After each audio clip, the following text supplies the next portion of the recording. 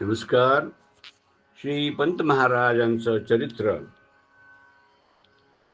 भाग 19. यावेळी दत्तू व्यंकटेशाच्या देवळाजवळील एका खोलीत राहत होता. एके दिवशी असा योग जमून आला की गोपाळ रात्रीच्या वेळी अचानक त्याच्या बिऱ्हाडी गेला. तो खोलीचा दरवाजा बंद होता, पण आत दिवा लावलेला दिसत होता आणि भजन चाललेलं ऐकू येत होतं. तेव्हा त्यानं हलकेच दार ठोठावले, पण कोणी दाद घेईना. म्हणून एक धोंडा घेऊन दारावर तडाखे देण्यास सुरुवात केली आणि दार उघडा, नाहीतर ते फोडून आत येतो, असे तो मोठ्यानं ओरडू लागला.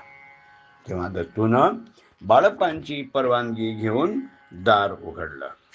तो आत गेला. तो मध्यभागी बाळप्पा पूजा साहित्यासह बसले असून भोवताली कृष्णा, हणमू वगैरे शिष्य मंडळी बसली होती आणि दत्तू बाजूला उभा होता. असा देखावा त्याच्या दृष्टीस पडला आणि तो जरासा भांबावला. पण ज्यांच्या कृपेची त्याला रात्रंदिवस तळमळ लागून राहिली होती आणि ज्यांची भेट करवण्याबद्दल त्यानं दत्तू आणि कृष्णा यांच्या सारखा पिच्छा पुरवला होता, त्या बालमुकुंदांचं अकस्मात दर्शन झाल्यामुळं त्याचा आनंद गगनात मावेनासा झाला आणि त्याचे अष्टसात्विक भाव भरून आले.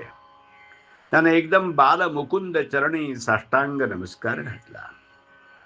तेव्हा त्यांनी त्याला अनुग्रह देऊन कृतकृत्य केलं आणि सांगितलं की तू माझा परमभक्त आहेस. यापुढं तू पाहिजे तसा वाग, पण मला विसरू नको. तू मुक्त आहेस.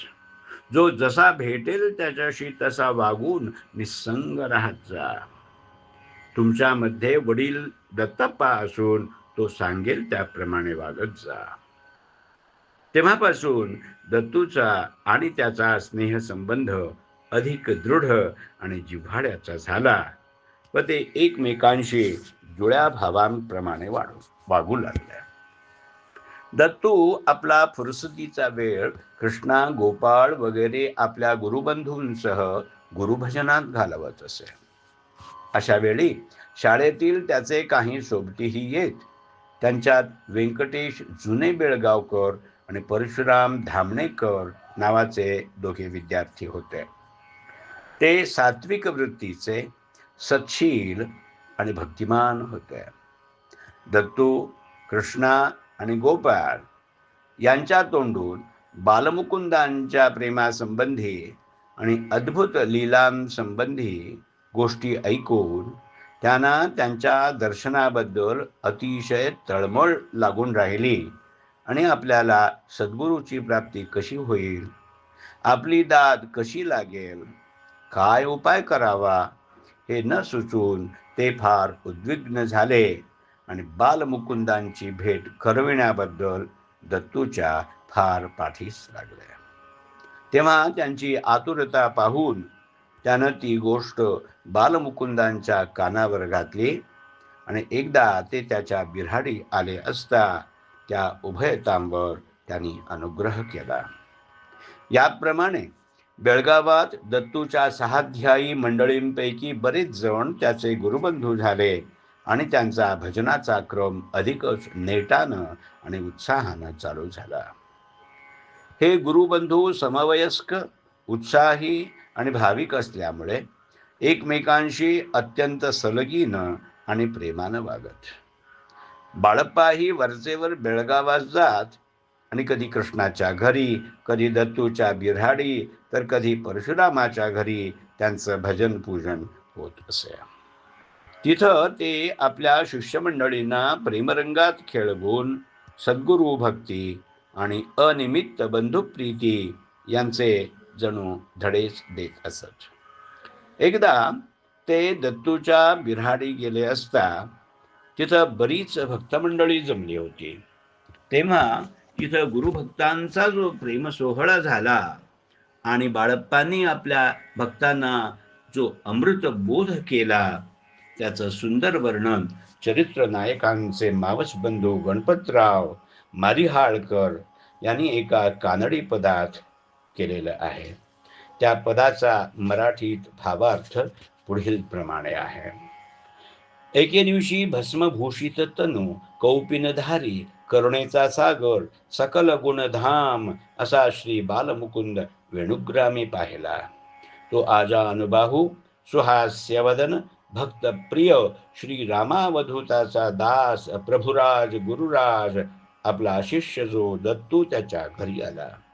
तिथं त्याचे शिष्य मोठ्या आनंदानं आणि प्रेमानं त्याच्या पाया पडले आणि नवविधा भक्तीच्या निरनिराळ्या प्रकारांनी प्रेमभरानं नाचत उडत त्याने सद्गुरूचे अगणित गुण गाण्यास सुरुवात केली.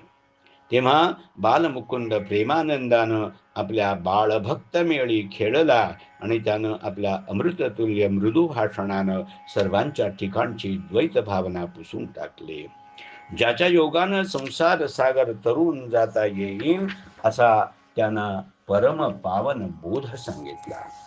त्यांना समजेल अशा रीतीनं चारीही देहांचं विवरण करून कालातीत शिवस्वरूपाचा अनुभवही त्यांना आणून दिला. त्यानं नाना प्रकाराने आपल्या बाळभक्त समूहामध्ये स्वरूपबोध उघड करून दाखवला आणि तो त्यांच्या ठिकाणी बिंबवला. तो बालमुकुंद त्यावेळी भूतगणवेष्टित शशीधराप्रमाणे म्हणजे भूतनाथ भगवान शंकराप्रमाणे शोभत होता. त्यांना इंद्रियांना न सापडणारे आणि बुद्धीला अगम्य अशी जी नित्य वस्तू ती दाखवली आणि सर्व ठिकाणी मला पहा हे श्रुतिवचनांचं सार ध्यानी भरण्यास सांगितलं. दत्तूचं आपल्या गुरुबंधूंशी कशा प्रकारचं वागणं होतं, कशा प्रकारचे संबंध होते या संबंधी तारीख 6/5/1877 रोजी त्यांनी करडेबुद्धी येथील आपल्या एका गुरुबंधूला लिहिलेल्या पत्रावरून कल्पना येते. त्या पत्रात तो लिहितो, जोडलेले मित्रत्व मरेपर्यंत तोडणार नाही हे पक्क समजा. सुसरीचं धरणं आणि माझं मित्रत्व धरणं अखेरचं आहे. एकदा धरलं की मला सोडायला येतच नाही. याच प्रकारे तुमचेही असावे. सिद्धांत अवधूत चिंतन श्री गुरुदेव दत्त. क्रमशः लेखक केशव रामचंद्र दिवेकर, वाचक डॉक्टर अमृत राघवेंद्र यार्दी.